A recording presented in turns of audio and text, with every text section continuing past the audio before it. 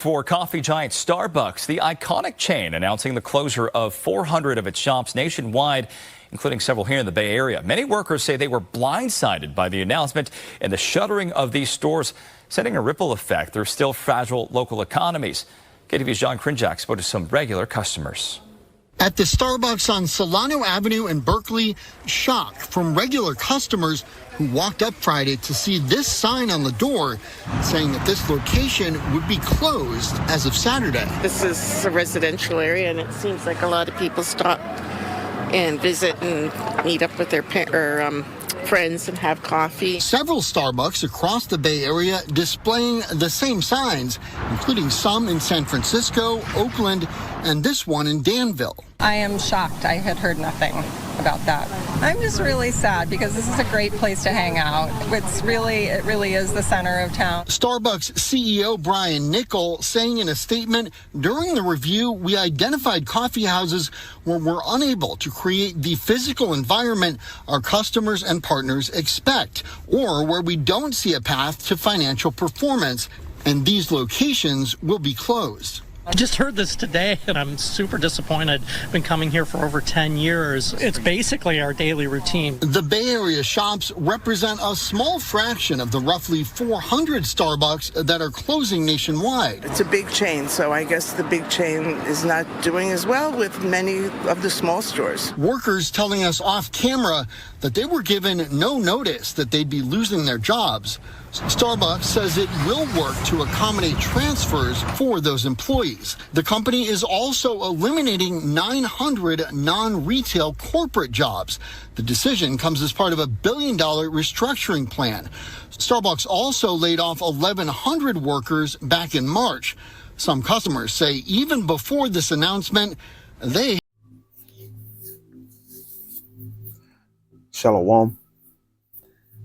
First and foremost, I want to give all praises, honor, and glory to Yahweh, Bahashem, Yahweh Shai, Bahashem, Chaha Kodash. Double honors to the head apostle and elders of Great Millstone who rule well and teach well. And as you've seen in this news report concerning Starbucks, gave its customers and its employees a week's notice of its store closures at over 40 locations. And what you're witnessing is the liquidation of Babylon the Great, which is America. And you're going to continue to see major corporations shut down their stores and lay off their employees. And a lot of these businesses that are shutting down to build back up their company with artificial intelligence and high-level technology. And essentially, these people that work at these stores and these businesses are being replaced by AI. Let's go to Ecclesiastes chapter 12 and 1. It says, remember now thy creator in the days of thy youth, while the evil days come not, nor the years draw nigh, when thou shalt say, I have no pleasure in them, while the sun or the light or the moon or the stars be not darkened, nor the clouds return after the rain, in the day when the keepers of the house shall tremble, and the strong men shall bow themselves, and the grinders cease because they are few, and those that look out of the windows be darkened. Society is going to drastically change right before your eyes over here in America. Verse 4, and I want to read verse 4 in the NLT. It says, remember him before the door to life's opportunities is closed. And this is what we're witnessing. We're witnessing that American dream being dimmed out before these people's eyes, and these people no longer have hope in that opportunity, that so-called American dream. It says, remember him before the door of life's opportunities is closed, and the sound of work fades. And we're witnessing the sound of work fading. And soon there's going to be no work. There's going to be no jobs. And we're going to enter into a state of famine over here in America. It says, and the sound of work fades. Now you rise at the first chirping of the birds, but then all their sounds will grow faint. So you're witnessing America circling that toilet bowl, so to speak. And Yahweh Bashim Yahushua is systematically bringing this place down to the ground. Let's go to Jeremiah 51:7. It says, Babylon has been a golden cup in the Lord's hand that made all the earth drunken. Yeah, there was once a time where people looked at America and sought to come to this place. It was considered the land of opportunity, right? It says, Babylon has been a golden cup in the Lord's hand that made all the earth drunken. The nations have drunken of her wine, therefore the nations are mad. And this is all part of these wicked elites' plans and efforts in the direction that they're heading concerning their new system, their new world program, their new world order, because they're bringing down this current system to facilitate their new system that they seek to establish.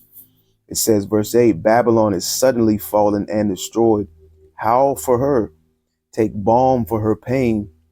If so be she may be healed. And this place cannot be healed. This place is not going to be built back better. There's going to be no restoration to America. It says, verse 9, we would have healed Babylon, but she is not healed. Forsake her and let us go, everyone, into his own country. These nations are witnessing the decline of Babylon the Great. These nations are witnessing the economical collapse of this place. It says, we would have healed Babylon, but she is not healed.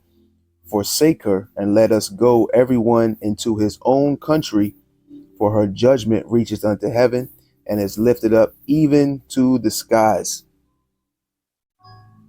And you can read in Revelation, the 18th chapter, it goes more into detail of the decline and essentially the destruction of Babylon the Great, America, and the mourning of those merchants, those particular nations that came over here to make revenue, to take money, to make money.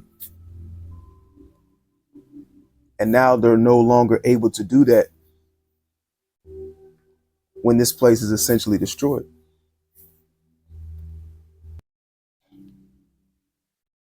Let's go to the book of 2nd Ezra, the 6th chapter, and let's go down to verse 22.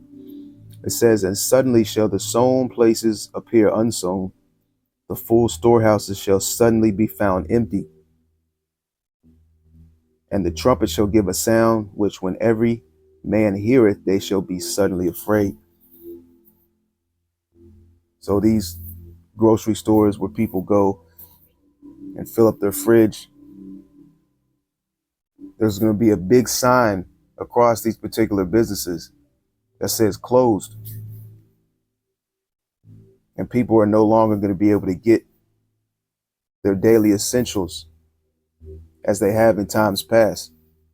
And there's going to be a state of lawlessness on the streets because of the lack of bread, because of the great tribulation that you read about in 2nd Ezra, the 15th chapter. And people are going to take matters into their own hands, which is going to bring about that great fear in the streets. It says, and the trumpet shall give a sound, which when every man hear it, they shall be suddenly afraid. And at that time shall friends fight one against another like enemies.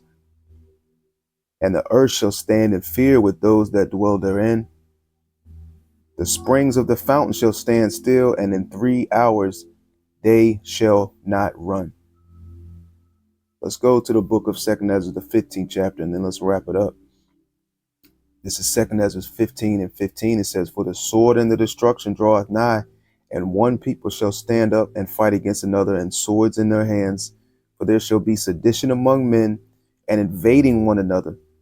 They shall not regard their kings nor princes, and the course of their actions shall stand in their power. So people are going to begin to take matters into their own hands because of what's taken place in Babylon and America. Because of the lack of bread, because of no food, no work. It says, a man shall desire to go into a city and shall not be able. So the state of Babylon the Great is going to drastically change. It's going to be unrecognizable. It says, verse 18, for because of their pride, the city shall be troubled, the houses shall be destroyed, and men shall be afraid. A man shall have no pity upon his neighbor, but shall destroy their houses with the sword and spoil their goods because of the lack of bread and for great tribulation. I want to give all praises, honor, and glory to Yahweh, Bahashem, Yahweh Shai, Bahashem, Rachaha Kodash. Double honors to the head apostle and elders of Great Millstone who rule well and teach well. To the next time, Shalom.